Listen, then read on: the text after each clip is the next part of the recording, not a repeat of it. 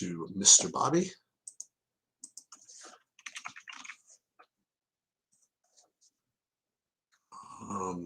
Where am I here? Where am I? Interesting. Okay.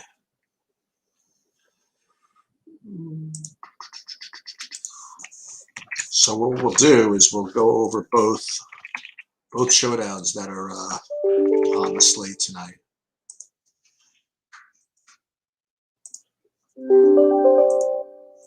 Okay.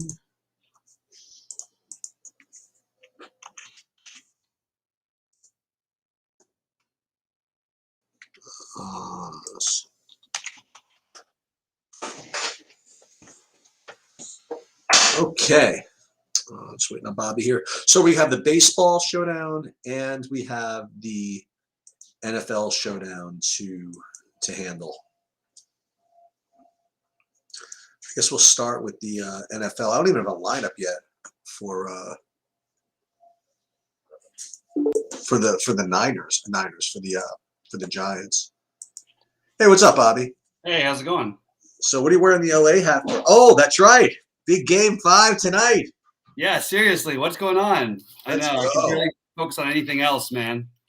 Yeah. So what we'll do is I figured we'll do take some NFL showdown questions. We'll go through what we're doing, and then we'll go to the baseball showdown because we're gonna play that. It's like the biggest showdown. It's the biggest showdown slate probably that's gonna be until I guess they'll probably have during the championship games. I guess. Yeah, and the World Series will be a big one, but this is a pretty good size, you know. No, this is. Remember, I'm used to playing some smaller stuff and smaller sports stuff. I mean, you getting like 10, 15K for first. That's freaking huge. Oh yeah, absolutely. And there's some bigger ones even than that, guys. I'm used to playing some smaller stuff. Sorry about that back feed. But guys, when you do get in here, please like and subscribe. Like the videos. It means a lot to us. So I always forget to mention that. So please do. Yeah. But what are we doing here, Sheets? So why don't you start off with a little bit your football takes on FanDuel if you want to. I actually like playing on FanDuel, which I don't usually like doing. Well, the first thing I wanted, that's just because I figure I can share it without anybody getting mad at me. But one thing that that you mentioned in our earlier video, which I have come around to, I am playing 17% of that $200 tight end guy, the Jack Stoll. And I'm obviously on DraftKings, and I'm also playing 20% of the OJ Howard. So it's basically and 65% of like Zach Ertz. So it's a tight end heavy approach. These are the quarterbacks who look for their tight ends, though. I mean, it's pretty clear. If you look at the season numbers, I think that they throw to their tight ends more than anybody else does, except for the Raiders. And I had to pare down Gainwell. I had 100% of him. So I just actually forced in like some lineups without him, just because I didn't want to have 100% of him, literally for no other reason. And I almost have 100% of both quarterbacks. For all intents and purposes, I have 100% of both quarterbacks. Yep. But aside from those, which are kind of the obvious, I guess the next biggest, two biggest stands I have like a full 65% Fournette and a full 45% Antonio Brown. Those are my two not that those aren't obvious, but my two I don't know, maybe not everybody's playing that much of those guys. And where I'm underweight, which is kind of scary, actually, I kind of want more of this. How much Miles Sanders do you have? I only have 15%. I feel as though I should have more, though. So I have two strong takes in general that I always have with – first of all, I always – until Jalen Hurts got there and even after – I probably play too much Miles Sanders on regular slates. Like I played him in my big buy-in on FanDuel last week. Really? I don't play. Also, I just simply have another rule, but these are large slate rules. I like to play Miles Sanders when he's cheap, and I think there's always an upside and whatever if it's a good matchup. I think they really like Gainwell. They've used him in some important spots this season. I think out of the pass as a pass catching back. I mean, like I said, he has one less fantasy point this year so far than Miles Sanders does. So for what it's worth, through 5 games. And I really like, but I really don't. I agree from a game theory perspective, we should be playing more Miles Sanders. I completely agree with that. I can't even start to disagree with it. I'm just not. I don't play running backs against Tampa Bay. I'm happy to play backup running backs who will be in the pass catching game when you're down big, but that's the angle I'm taking on this game. So I'm just going to live and die with the I mean, I have Miles Sanders. Don't get me wrong. He squeaked into a couple of my lineups just because, okay, I was like, I won't have 0% of him, but I don't want to play heavy on Miles Sanders. I understand it. Dude, you make me feel much better then. I'm in a much better place now. I mean, we could go through the list of running backs for the last year and a half that have succeeded against Tampa Bay, and it's a list of like one or two. Like Right. it just doesn't happen. We saw even with the Cowboys with their incredible run attack that they've had, basically ever since then. Everybody was like, "Oh, Zeke is not the same," and this and that. I'm like, Zeke looked good to me in that game. He just can't. You can't run on this Tampa Bay line. What they'll do is they'll play one-on-one on the outside, force you to try and beat him out that way. So I would rather side with the receiving game and the tight ends than I would the running backs. It's just simple as that. Now I know that's really basic and it's not going to be way off the board.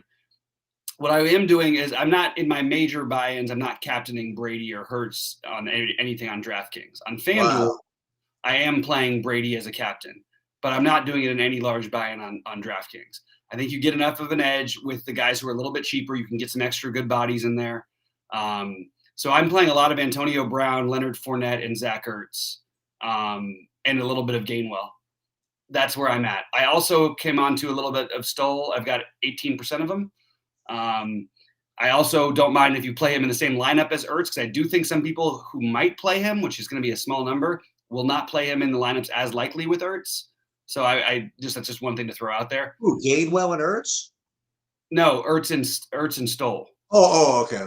Both the tight end thing, because the thinking is also like, look, it's football, man. Like Zach Ertz gets hurt all the time. Like if he gets hurt, listen, but this is what I'm talking about when I talk about people get so bent out of shape over making sure their lineups look perfect in showdowns. Like when you're talking about playing a $200 tight end, right? Right. I don't care what the rest of the lineup looks. You know what I mean? Like, ooh, I don't want to play Stoll with Ertz. I mean, come on. You know what I mean? Like if he gets a touchdown or got it, whatever. I mean, like, I don't care what the rest maybe overthinking a bit on my part for sure. I'm just saying in general, I did try to make sure to play those guys in the same lineups where I played them, because in general, what people do is they think, oh, one tight end on the field and all Right. this. And even if that's the case tonight, you still are going to get Stoll for some. You have to, right? Like, Right. I'm looking at their depth chart right here, and I don't see anything that tells me otherwise that there's anybody else who's going to be in there. This is a team that plays two tight ends and that they throw to both tight ends. So I don't think they're just going to stop that. I'm actually afraid that I don't have enough Stoll. But the problem is there's too many good plays on the slate. So like even Ertz, I could make an argument for locking him in and eating the chalk. And I could also make an argument for completely fading him, because there's just so many good options and ways this game could go. Cameron Brate on the other side is gonna be very low owned comparatively, I believe, on DraftKings. I actually have Brate in my main lineup on FanDuel in my big buy-in. I think it's a chance for him to catch a touchdown tonight. Yeah, and I think that on FanDuel too, it's like I'm leaving it like 1,500 on the table and playing Brate. Brady loves him. Brady loves him too. Yeah, well, the thing is, in general, we've seen this from him a million times. I'm not saying there's a logic to it, but certainly on Thursday nights, I don't have the numbers, so I don't have anything to back this up. I can just tell you, I can't tell you how many times a tight end has saved me, or a backup tight end or a starting whatever have saved me on Thursday nights, because people tend to have more of a basic game script, more of a basic game plan, and they go for more obvious things. Brady loves to throw the ball to tight ends. It's pretty simple. Yeah. So I'm heavy on Brady, and I'm that basically, like, I'm forgoing Rager and what's his name over on FanDuel? Smith. Yes. I'm not playing Smith as much on FanDuel, but I do think you have an interesting. The interesting thing would be to play Gainwell on FanDuel, because I don't think anyone's doing that. I got a couple with him. I don't have that many, but I do have a couple. I'm playing just 20 lineups over there. You do have what do I got? I maybe have a couple. I have a couple of Gainwells over there. Okay, nice. Well, I didn't play that many lineups, but I did play the 333. So okay. He's not in that one. I'll say that there right now. I think it's really so on DraftKings. I'm playing two big lineups, and I'll just give away a few of my things. So I have Gainwell in one of those two, which is basically what I have. I have 50% of them. I have 60% of Devontae Smith on DraftKings. I have 30% Ronald Jones on DraftKings. Hmm. I have 20% OJ Howard. These are guys who are found in my main lineups. And then I Oh, want to use. I have much more OJ Howard than you. I have 21%. I actually think. I mean, OJ Howard. I could make an argument that this guy. Hey, oh my God, look at the possibility and the talent, and he catches one long ball and then maybe another touchdown later. Yeah, there's an argument, but we have an argument like that tonight. What's great about this Thursday slate? It is kind of a great max entry slate because you have so many different options. You can't play everybody, and like you have 3 legitimate options on that. We would be playing all of these Tampa Bay receivers in this game on a regular slate against Philadelphia here. We would be playing Philadelphia entirely against Tampa Bay here, their passing game, on a regular slate. I mean, look at the total of this game, and it's a Thursday night. Because of all that, I have to say I probably like the under because it's everything looks like it's going to be a shooting, scoring machine, whatever. Probably the under is what comes in, but there's just a lot of good options. The one thing I'm not doing is I am playing Brady and Jalen Hurts in basically all of my lineups on DraftKings. Maybe you could argue for fading Brady. I think fading Hurts is a much more risky proposition. And that sounds weird. So you think it's better to fade? Well, just because of Hurts' rushing upside, right? His rushing upside, the fact that they're going to need him more. There's a chance that this game is, But the thing is, even when Tampa Bay's been up 28-0, they still have shown propensity to throw the ball. So maybe if they're up 35-0 and the defense scores a touchdown or something like that, that would be your argument. So I guess if you don't play Brady, maybe you'd want Fournette, Jones, and the defense or something. Right. It is hard to see him not getting there, but you'd have to. But with Hurts, it's really hard for me to. I don't know what kind of game script there could be where he doesn't put up a game where you're going to want him. He's going to put up 20 plus fantasy points no matter what, and more likely he's going to put up 30 than or closer to 30 than 20 on DraftKings. I want to see something just for S's and giggles. Is there a mini max on for the showdown slate that's available still? I'm not allowed to play it, so I don't know. Oh, you can't play the mini max? I can't play anything below $5. Even if it's like a big okay. Yeah. The $3 I can play those are when they're for like 100K. But that's only 20. It's only 20 entries, right? Yeah. Yeah, maybe I can't either. I don't think I can see it anymore. Believe me, I would be absolutely experimenting and going nuts with all this stuff every day. That's what I was saying. It's I guess I finally graduated. You got past there. You did it. Yeah. I bet you it happened this year. Probably, yeah. But that's cool though. There's some. Oh, that's the. Hold on, let me just see. That was I was actually looking at the main stuff. Let me look at the showdown. Showdown tonight. Let me just see something.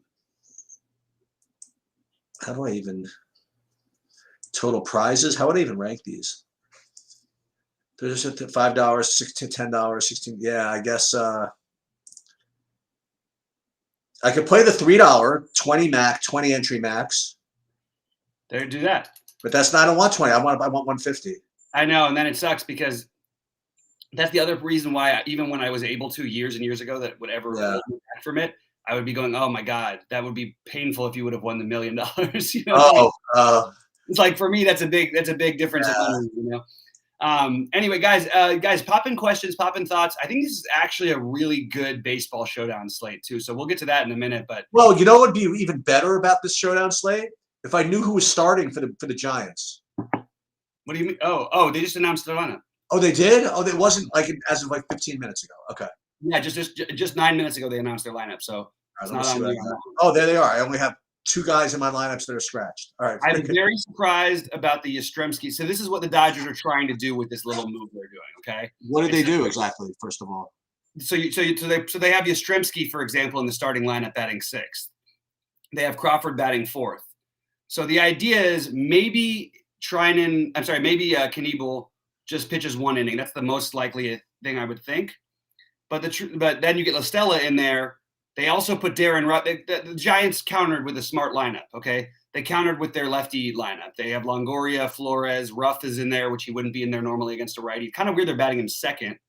And then you have but they have Yastrzemski in the lineup. So Yastrzemski and La Stella are guys who very well might only see 1 at bat. This is very interesting from a showdown perspective. We got to figure this out, right? Oh, I think I've got it pretty well. This is it's not going to be 100%, but it's well. First of all, what do you do with Knievel? So I think Knievel's in play the same way that I think the sneaky thing is to play more Treinen and Jansen. In my higher buy-in, I do have one Knievel of the two big ones, or two big-ish ones, not big, but I actually think that I like the Treinen angle. I like the Jansen angle because you also have the win upside for those guys, and that's where I'm at. What do you do with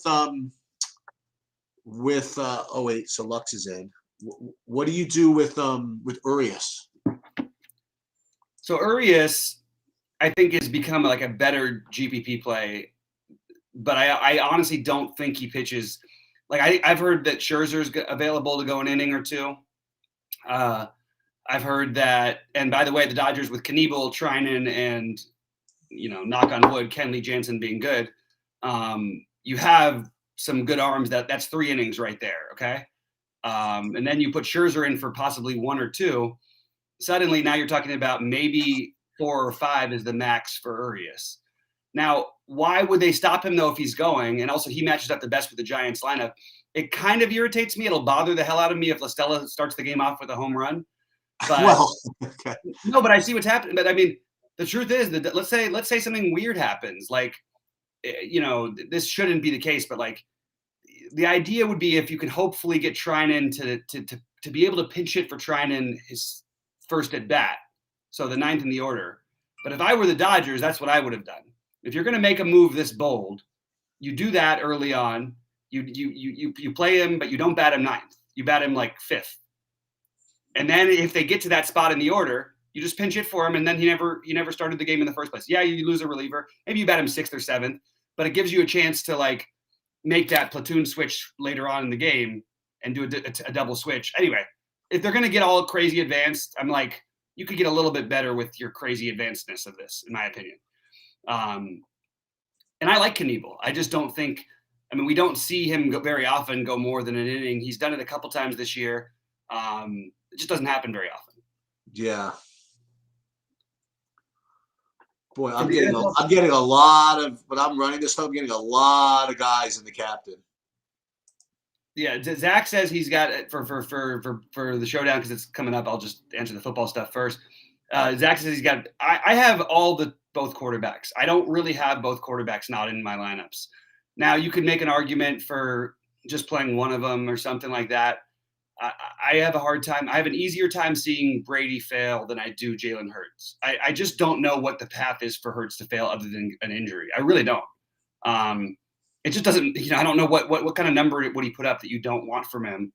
20 plus fantasy points is something you're going to want on a showdown, even in one where there's going to be a lot of scoring. Can I ask you another? Can I go back to baseball for a minute? Yeah, go back to baseball. I want to ask you a couple of these Dodger relievers, and aside from Jansen, I mean, these other relievers, does Joe Kelly have a chance to pitch or not really? Yes, but I would really hope that that doesn't ever happen. I think it would be a terrible, terrible mistake if they did pitch him. Okay. So, I mean, look, if you've got Scherzer that can possibly go an inning or Joe Kelly that, what are we doing exactly, Okay. The weird part is, yeah, go ahead. Jansen, yes. What other guys do I have? I'm just looking at some of these random guys that kind of showed up in some of these things. So I guess nobody in particular. I got a couple of random San Franciscos. Do you know Jake McGee? Yeah. Does he have a chance to pitch? No, yes, absolutely. I would say for San Francisco, let me just take a quick look at my notes here because you're going to get the lefties coming in for San Francisco at some point. Unless Logan Webb is as dominant as he was in Game 1, which was just unbelievable. I mean, some nights you feel bad for losing. That night I couldn't even feel bad about the Dodgers losing and getting shut out. He was so unhittable. I've literally never watched a pitcher hit their location so many times consecutively. I'll tell you, here's my problem with playing Knievel. So Knievel, if you're telling me he's got maybe an inning and a half in him, or two is a possibility if he gets through 6 straight batters. If he gets through 6 straight batters, I mean, so let's say he gets 10 fantasy points. The problem is that because he's listed as a starter, people are going to play him. Yeah. I don't think I want to play. I don't think I want to do that. And it's sharp, and it makes sense.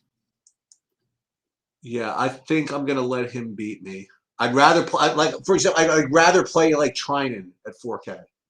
I agree. I have more Trinan Okay. and Jansen than I do Knievel. Okay, that makes sense. And captains, yeah, there's one guy in captain you're not gonna like, but I got to use it. Who is it? Yeah, like Logan Webb. I don't have any problem. It makes perfect sense. I got to use it. I just have to do it. Captains for baseball and DraftKings are pretty simple. It's Gavin Lux and Corey Seager on DraftKings. I like Betts and I like Trey Turner the most. I think they'll get more ownership than Lux and Seager. I don't think it's going to be crazy, but I'm using my hitters. And then on FanDuel, I am using Betts as my number one guy along with Turner. They're right there with each other for me. You could flip a coin between those two guys, and I just give Betts the credit because I do believe there's such thing as postseason hitting, and I do think people change in certain situations. And Mookie is the best example I've ever seen of that. Like I have to think there's something to that. There is postseason hitting. Yeah, professional at bats, quality at bats. That's why these guys are so good. That's why all the ex-Dodgers, you see, because they were so used to the postseason. Look at what Kike Hernandez is doing this postseason. Look at what Alex Verdugo is doing. Even Grandal. I mean, every one of these guys, because they're just used to these type of bats, working counts, doing these things. You know what I mean? Trying to find one pitch. And there's the manager's sweating every pitch. You know what I mean? Like everything's being called in probably. Yep. 100%. When you play it, so you're let me take a look and see what I have on FanDuel because I have to change my FanDuel lineups as well for the new starters and all that. Or do I? No, I have everybody. Everybody looks good here actually. What? So let me look. Go ahead. I was gonna say my captains. What I have are Betts. Quite a bit of Betts actually. Betts. Turner, Betts, Turner, and Seager are my captains over there. Yeah, that's right. Yeah, so what I'm doing though is I made sure because obviously the money doesn't make a difference. I'm just playing Lux in one of the two spots, no matter what. Okay. MVP or the other one, because people don't want to look down at that. I also would say just straight off the bat, my favorite bats for San Francisco, no shocker, Buster Posey, but second favorite bat would definitely be what's his name, Longoria, then Flores. Well, talk me through something else that you mentioned in kind of the opening to this discussion when you were saying that they were like kind of playing games with their batting order and stuff. Which guys from San Francisco do you imagine get one at bat and then are pulled? Wait, what's that? Say it one more time. Are you suggesting that like some of these starters for San Francisco get like one at bat and then get pulled? Yeah. So who would they be? Like Ruff, maybe? La Stella, Yastrzemski. No, Ruff would be the other way because they started him knowing it's a righty starting. Okay, because I have a lot of him. They're doing that with the idea that you're going to bring in the lefty Urias, in my opinion, because they don't usually do that with him. Okay. They would normally play Duggar, but then they can keep Duggar because the Dodgers don't have a lefty-heavy bullpen. They've only got Vesia, which is that's who you'd want. You'd want the Dodger lefty if there was one. And I like him, man, but he's not as good a pitcher as these other guys are. He's not as good as Knievel, as good as Trinan, as good as Kenley. So the guys that you say are in danger are La Stella and Yastrzemski? La Stella, Yastrzemski would be the initial ones. Later in the game, I do think Ruff, like if fifth inning on, it's all free for all. It could at some point Darren Ruff will probably turn into Duggar, but you're probably going to get enough at bats earlier in the game. I wouldn't be captaining Ruff. That's exactly what I just did. I just took him out of the captain. Okay. So you're probably playing him for just one home run if you're trying to get. And how much would you play La Stella? Like what's the most you play La Stella? I have zero. I would have zero La Stella personally. You have zero because of what you just said. Okay. If he gets there in the first place. Now the only thing though that's working in their favor a little bit, and it's sort of what the Dodgers wanted, was that you got La Stella now, and would they be willing to sit through maybe just one at bat against Urias, depending on how the game's going.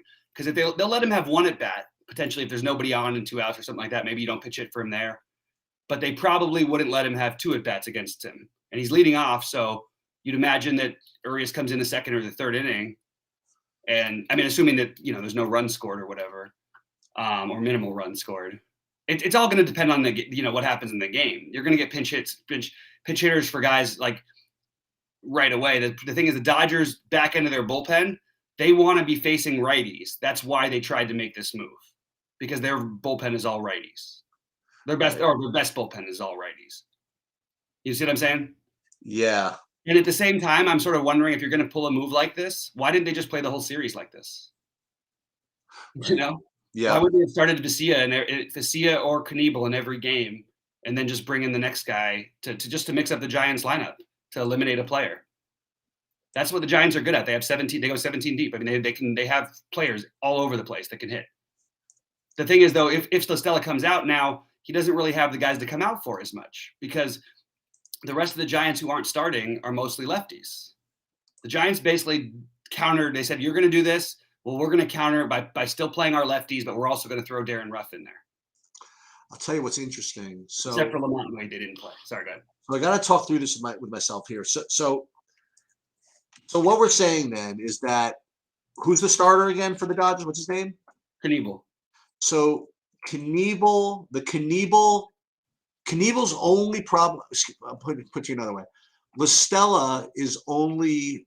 We're counting on La Stella only facing Knebel, and we're counting on Yastrzemski only facing Knebel. So probably it's not a good idea, if you play Knebel, to play him in lineups with La Stella and Yastrzemski. Correct. Okay. Yes, 100%. Okay. And like I said, I'm a Dodger fan. If there was, I like the Giants. I like Longoria. I like Posey, and I like Flores. So here's the funny business plays that I have. I have some Jake McGee funny business, some Blake Trinan funny business, and that's pretty much the only non-starters I have right now. And Bickford. The Dodgers could win this game here. Jake McGee did get hit around the other night. Yeah, whatever. Just whatever it's worth. I mean, yeah. So you don't think he might get in? No, I think he probably. I mean, likely he does with the Dodgers lefty lineup, but like, I can't. I can't say. Well, I don't care about efficiency for a reliever that I'm gonna. You know what I mean? That I just want to get in the game. But they have the other guy. What's his name? Who you could use also. Leone or something. Yeah. They have. I'm trying to grab all their pictures out of my thing right here. I was getting some Leone guy, whatever. Like. Yeah. Yeah, I could see that. I guess that would be probably. Oh, this is sexy. That's probably just as likely. It's probably less likely than McGee, so it's still very possible. This is a sexy build. Do you have any Chris Taylor in the captain? I love that idea. Yeah, there we go. I like that one. Yeah. Bottom of the order, defensive guy, so he's not going to get subbed out. He's less likely to get subbed out, Mm-hmm. And again, I'm trying to play my angles here. Like, the Dodgers have,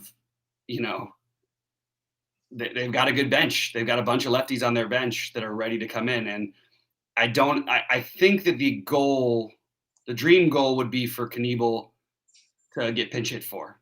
I don't know who you really need San Francisco to have come in the game? Who's that? Pitch? Emiliano Grillo. If that happened, you'd be a freaking lock. That's hilarious. Yeah, we got Zach saying all this. What's Zach? He's saying talking about a bunch of different things, but yeah, no, this doesn't affect DFS. The sticky stuff, yeah, during the regular season you can talk about it, but no, it's not something you should be paying any attention to for this postseason matchup. Just yeah, that's funny, Zach. This is a come back in March. we'll have this. That seems like a March type of discussion, to like Yeah. be prepared for the whole season. Because you know what, baseball when it comes down to the playoffs is very very small slates and showdown stuff, and so much of the stuff that you're asking about is just so I don't want to say not relevant, but it's just Wrong time of year. Yeah. it's just not as relevant because it's just you don't have big slates and you're just basically hoping to get good. It's more about lineup construction and smart randomizing than actually knowing which pitcher's going to have the sticky stuff going or not. Mm-hmm. Yeah. But yeah, it does impact DFSJ. Everything affects it. What it does, I mean, this is like more theoretical, is like what happens, Zach, is that these companies put out models of projections, and the projections are based on past data and past results. And if there's like a big major change that's going to affect a pitcher's efficiency, like right now, there's literally no way for the projections to catch up to that, because all you're using is past data. So that's why if in a sense, like which pitchers might be more affected by big changes, then you could fade some of these projection models that are going to come out against them or for them or something like that. So yeah, I mean, it's everything impacts DFS choices, but mostly which it affects which who's going to be popular and who you should fade and stuff like that. But yeah, good question, wrong time, but still a good question. Yeah. For what it's worth, also there. Nah, too long of a shot probably with Jose Alvarez. He'd be the other giant I could see getting in. I had one or two of him actually. Yeah, it just seems like a little bit stretch. Yeah. Well, because the problem is normally when I reach for these 4K guys, it's because the rest of the lineup looks good and there's no other 4K guy to use. But unfortunately, you got a floor 4K guy starting. So I mean, he's going to get like more than zero. I hope. Right. So it's not the same as my previous discussions of these showdown slates where I could pick a 4K guy that if all else goes bad, his zero is going to be fine. Here you have a 4K guy already, a min-price guy who is going to get points. I don't know exactly how many, but he's going to get points. Most likely, yeah. We all hope so, right? Yeah, seriously. We got Listella Yaz, boom, boom, we got problems. For what it's worth, I do like the matchup. Like, I know this is like a little bit more in baseball, but like, I like the matchup for Will Smith. I like the matchup for Lux and Seager. Betts and Turner are just the better plays in general because they're going to steal bases too. Okay. Sometimes. But I do like the matchup for those guys. And I think that, I don't know, I go back and forth on Cody all the time. I'm a little too biased. I actually think he's looked pretty good at the plate in this series. And they didn't play him the one game, which I think was a kind of a mistake. I know that he looked pretty bad against Webb the other night, but in general, I don't know. I do like the Dodger bats a lot. I'm not playing very many Giants bats. I'm mostly playing the Flores, Longoria, and Posey. All right. What else we got? You got a prediction for the football game tonight? No. Can't even pin you down for a random Thursday night game. Sure. I like Philadelphia plus the 7. Philadelphia plus the 7. Okay. Huge confidence. I think it's got at least 50.1% chance of coming in. I'm only going to lose 4% or whatever, 1.2% to the rake in that one, I think. Yeah. I think it makes sense. I mean, when you think about it, to always kind of go against like the teams with veterans on short rest, on the road, get points. It seems to make sense. And remember, like Tampa as the Super Bowl winner. I mean, it's everybody's Super Bowl playing them every single week. And it's just. Right. And these types of games, look, Tampa's used to playing them now, but this is what they're going to get. They're going to get these Sunday night, Monday night games on the road. You know what I mean? Like they had to go into New England to deal with all that nonsense, right? And they came off and they played okay last week They scored. What's that? They're thinking about Tampa Bay or Philly. Tampa. Yeah, they went off last week. Yeah, so where I wouldn't have expected that coming off the New England game. You know why it didn't surprise me? I told you, I said it on our show, and I actually played him a good amount. I said Antonio, for the same thing happened before when he was in New England, when Brady was in New England, and there was that brief cup of coffee that Brown had before he had the issues with Miami, and then he just went nuts they just went nuts, and for whatever reason, Brady just always throws like crazy against Miami. I don't know what it is, but he owns that team. Well, he owns pretty much every team, so that works too. Yeah, no, it's fair enough. And Evan's asking you Evan's trolling us. We got an Evan troll? Come on, Evan. He said, how did the Yankees do? Oof. Well, I have news for you, Mr. Evan. I need the this is total sacrilege, but I need the Red Sox tomorrow. You need why? Is it possible Sale could have a good game tomorrow? No? Sure. Yeah. Well, you already got that figured out? What? You already got that figured out? Yeah. Oh, okay. I didn't realize you were already on to the next slate. So we did no. We did I didn't tell you this? Yeah, no. So not to get too into it, but we had so my son is in Virginia. So they had one of those deposit bonuses. Mm-hmm. And what they did was they give you a free $1,000 wager. Okay. Free meaning that you deposit $1,000, and if it loses, you get $1,000 in credit, which you have to bet on $1,000 game. Okay. Yeah. So you basically have 2 shots to win. So he put it in last week, and unfortunately, I told you he had Seattle over the Rams, so he lost. So it was now I had to come up with within 5 days one wager, and I was asking around. I couldn't find anything in the other sports, but I just saw a sale at plus 126 and couldn't resist. So that's where we're at. All right. That's where we're at. By the way, these early things, I'll tell you something. Ronald Jones is 6% owned at 1,800 on a showdown slate. I didn't know if that was going to be possible. It sort of makes sense because of all the plays we talked about. But this guy's a 3-1 to score a touchdown tonight. Like, he's got that good of odds, and he is 1,800, and he's 6% owned. Ooh, we already are in good shape, because the one thing I was gonna do is I was gonna take this. I was told to take this Memphis in college football. Oh God. Oh, it's 14-7. All right, that's unclear one way or the other. But yeah. So wait. So is the game started, right? You're saying? The NFL game did. What channel is that on? Is that NFL Network? Right? NFL Network, probably. Or maybe this one's on CBS. I don't know. No, it's on NFL. Oh yeah, let's check some ownerships here. Hold on. Yeah, so I'll tell you in the 222, Ronald Jones is 6% owned. Kenneth Gainwell is 40% owned.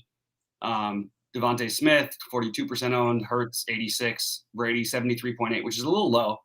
Brown 46.5% owned, 9.5% at captain. Fournette 12.1% captain, 47.6. So people played the Fournette as the cat. It's pretty rare that you see 25% of your ownership going to a captain dedicated to a captain spot. So it actually looks like Hurts, Ertz, and Fournette are the highest owned captains.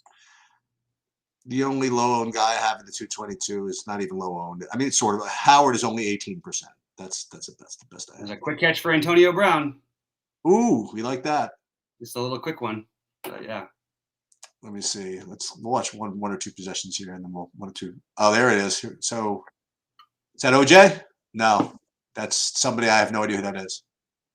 Oh, that's Evans. Okay. Yeah, Ertz is actually owned even higher in the higher buy-in. I'm not surprised by 60+% ownership. I would have thought it would be in the 70s personally. And I knew everybody got it wrong with Gainwell. The projections on Gainwell's ownership were just a joke. Like, yeah, no way he was ending up less than 40% on, or 35% on, I should say.